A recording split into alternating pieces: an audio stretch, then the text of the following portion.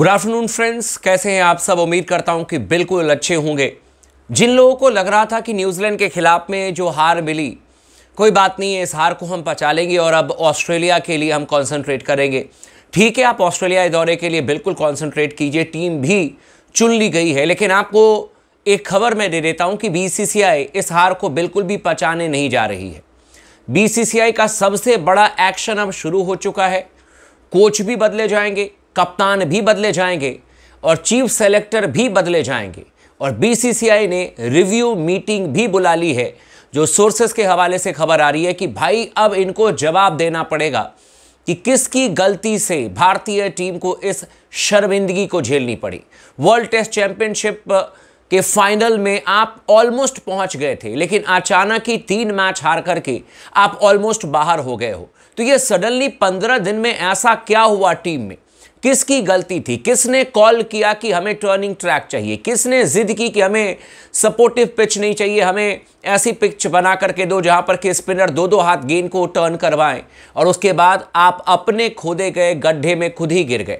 और इसको लेकर के बीसीसीआई ने रिव्यू मीटिंग बुला ली है। जो सोर्सेस के हवाले से खबर आ रही है, बड़ा एक्शन लिया जाएगा। और इसीलिए स्पोर्ट्स टॉक कह रहा है कि रोहित शर्मा, गौतम गंभीर और अजीत अगरकर अब काफी ज्यादा मुश्किल में फंस चुके हैं। तो पूरी खबर को मैं डिटेल में आपको बताता हूं, लेकिन आप सभी दोस्तों से यही रिक्वेस्ट है कि अगर आपने अब तक चैनल को सब्सक्राइब नहीं किया तो जरूर कर लीजिएगा। वीडियो को आखिरी तक देखिएगा ताकि पूरे डिटेल में आपको इंफॉर्मेशन मिल जाए। और साथ ही साथ किस जगह से आप इस वीडियो को देख रहे हैं आप हमें कमेंट करके जरूर बताइएगा। अगर आपका कोई सवाल भी है तो वो भी आप कमेंट कर सकते हैं, मैं 110% आपके सवाल का जवाब भी देता हूं। सबसे पहले मैं आपको बता दूं, जो एक बहुत रिलायबल सोर्स से खबर आ रही है वो ये है कि विद इन 1 और 2 डेज, यानी कि आज या कल में रिव्यू मीटिंग है जहां पर कि गौतम गंभीर होंगे, अजीत अगरकर होंगे और कप्तान रोहित शर्मा होंगे। और इन तीनों से जवाब मांगा जाएगा कि हुआ क्या, ऐसा क्या हो गया जो टीम बांग्लादेश को 1.5 दिन में हरा देती है, वो टीम न्यूजीलैंड के खिलाफ में एक सत्र तक नहीं टिक पाती है। और यह सिर्फ तीसरे टेस्ट मैच की मैं बात ही नहीं कर रहा हूं। आप पहले टेस्ट मैच में भी देखो तो पहले सेशन में ही भारतीय टीम ऑल आउट हो गई, 46 रन पर आप ऑल आउट हो गए। यार, इससे ज्यादा क्या शर्मिंदगी झेलनी पड़ेगी? न्यूजीलैंड की टीम इतने सालों से भारत में मात्र 2 टेस्ट मैच जीती थी, लेकिन 15 दिन में 3 मुकाबले जीत करके चली गई। भारतीय टीम के लिए इससे ज्यादा क्या शर्मसार करने वाली बात होगी? और इसीलिए जो रिव्यू मीटिंग बुलाई गई है वहां पर अब जवाब देना पड़ेगा गौतम गंभीर को, जवाब देना पड़ेगा कप्तान रोहित शर्मा को और जवाब देना पड़ेगा अजीत अगरकर को। 3-4 चीजें ऐसी हैं जो कि मैं आपको डिटेल में समझाता हूं। गौतम गंभीर को लेकर के बीसीसीआई बहुत ज्यादा इस समय गुस्से में है और जो उन्होंने फैसला लिया गौतम गंभीर को हेड कोच बनाने का, उस पर वो दोबारा एक बार विचार कर रहे हैं। मैं ये नहीं कह रहा हूं कि आज के आज वो हटा दिए जाएंगे, लेकिन बीसीसीआई की तरफ से जो खबर आ रही है सोर्सेज से, उनका यह कहना है कि यार हमने इस कोच को सब कुछ दिया, हमने गौतम गंभीर को सब कुछ दिया, यहां तक कि हमने अपने नियम में भी बदलाव कर दिए। बीसीसीआई के सोर्सेज से जो खबर आ रही है उसके हिसाब से कहा जा रहा है कि जो आपका एनसीए है, नेशनल क्रिकेट एकेडमी, जिसको कि अब एक्सीलेंस एकेडमी के नाम से जाना जाता है, वहां पे जितने भी आपके कोचेज हैं, चाहे वो वीवीएस लक्ष्मण हेड हैं वहां के एनसीए के, या वहां पर जितने भी आपके कोचेज हैं, स्पिन बॉलर के कोचेज हैं या फास्ट बॉलर के या फिर फील्डिंग कोचेज, बीसीसीआई का कहना है कि हम उनको प्रमोट करते हैं। हमारी पॉलिसी में यह है कि जो एनसीए में लोग हमारे लिए काम करते हैं हम उनको असिस्टेंट कोच या हेड कोच बनाते हैं। लेकिन गौतम गंभीर के कहने पर जो चाहिए, उन्होंने कहा कि अभिषेक नायर चाहिए, हमने अभिषेक नायर ला करके दिया। उन्होंने कहा कि रैन टेन डिस्टाचे चाहिए, हमने उनको ला करके दिया। उन्होंने कहा कि मॉर्नी मॉकल चाहिए, हमने उनको ला करके दिया। लेकिन इसके बावजूद भी अगर रिजल्ट 0 बट्टा सन्नाटा रहता है तो फिर बीसीसीआई तो भाई बिल्कुल आपसे सवाल करेगा। दूसरी बात, जो सबसे गंभीर मुद्दा इस समय बनकर के सामने आया है टेस्ट मैच में हार के बाद, वो ये है कि भाई साहब, कहा जा रहा है कि जो पहले टेस्ट मैच में हमें हार मिली बेंगलुरु में, उसके बाद पुणे में एकदम रैंक टर्नर, यानी कि 2 हाथ गेंद स्पिन होने वाली पिच तैयार की गई है, कॉल गया है भारतीय टीम मैनेजमेंट की तरफ से।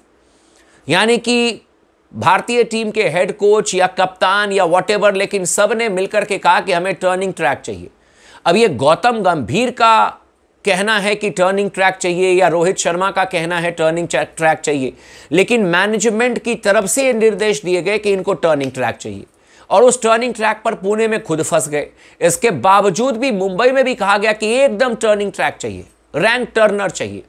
जबकि बीसीसीआई का कहना है कि हमने जो सपोर्टिव विकेट बनाई थी, जो स्पोर्टिंग विकेट बनाई थी इंग्लैंड के खिलाफ में, वहां पर भारतीय टीम ने 5 टेस्ट मैच में से 4 में जीत दर्ज की थी और सभी युवा खिलाड़ी थे। ऐसा भी नहीं था कि उस सीरीज में आप देखें कि आईपीएल से ठीक पहले सीरीज थी, केएल राहुल इंजर्ड हो गए, रविंद्र जाडेजा इंजर्ड हो गए, ऋषभ पंत तब तक आए ही नहीं थे बेचारे, वो जो एक्सीडेंट की वजह से तब तक उनकी वापसी ही नहीं हुई थी। ध्रुव जोरेल खेल रहे थे।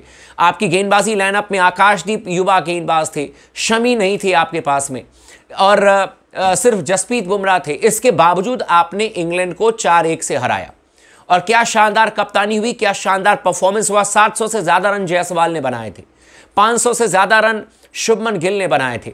भारतीय टीम मैच जीतती चली गई। पहले मैच में हार मिला, लेकिन उसके बाद 4 टेस्ट मैच हम जीते। लेकिन इस समय जो भारतीय टीम के साथ में न्यूजीलैंड ने किया, उसे बीसीसीआई बर्दाश्त करने को तैयार नहीं। एक और खबर वो ये है कि बीसीसीआई की पॉलिसी में नहीं अलाउ किया जाता है आपके हेड कोच को वो सिलेक्शन कमेटी के मीटिंग में बैठें। लेकिन खबर आ रही है कि ऑस्ट्रेलिया के लिए जो टीम चुनी गई है, भारतीय टीम का ऑलरेडी ऐलान कर दिया अजीत अगरकर ने, उस सिलेक्शन कमेटी की मीटिंग में हमारे हेड कोच गौतम गंभीर भी बैठे हुए थे। और बीसीसीआई का कहना है कि हमने गौतम गंभीर के लिए यह नियम भी साइड पर कर दिया, ताक पर रख दिया, क्योंकि गौतम गंभीर जानना चाहते थे कि किन किन खिलाड़ी का चयन हुआ है। गौतम गंभीर अपना इनपुट देना चाहते थे, वॉटेवर। लेकिन बीसीसीआई कभी अलाउ नहीं करता है, किसी भी हेड कोच को अलाउ नहीं करता है कि वह सिलेक्शन कमेटी के मीटिंग में बैठे।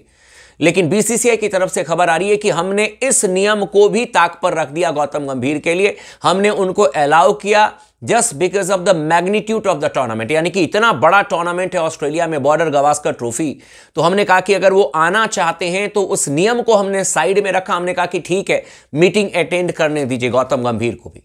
और ये तमाम चीजें हुई आपके कहने पर।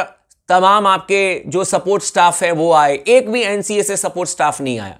जो सालों साल मेहनत करते हैं वो एक भी नहीं आए, लेकिन सब आईपीएल के और इधर उधर से आपने मंगा लिया है सपोर्ट स्टाफ। बीसीसीआई ने चू शब्द नहीं कहा कि जो आपको चाहिए आप ले लीजिए।